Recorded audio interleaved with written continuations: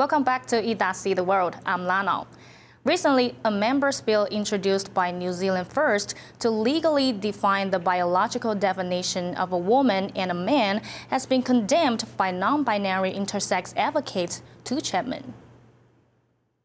The sex of the person should not be the priority to Maori, says the intersex advocate Tu Chapman in New Zealand. From a tangata moana, from a Maori perspective, we're actually more concerned about who we are rather than what we are. Our characteristics do not define who we are as Maori. What defines us is our whakapapa. Tu Chapman, a respected intersex advocate, is speaking out against New Zealand First's push to legally define what a woman is. Some of us didn't have the luxury of being biologically female or biologically male. And so where does that sit for us? Because the chromosomes say so?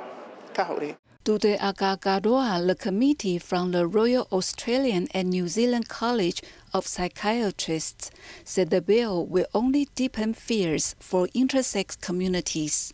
We know from research in Aotearoa there's about 117,000 intersex people here.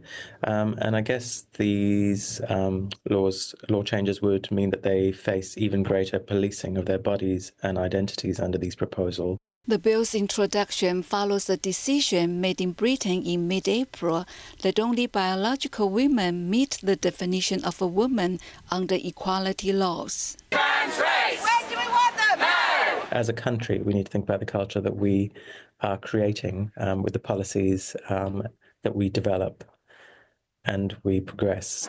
It is the added value that I am intersex, but the primary value for me is that I'm Māori first. And if we are connected to our whakapapa, if we are connected to Te Ao Māori, then nothing else matters.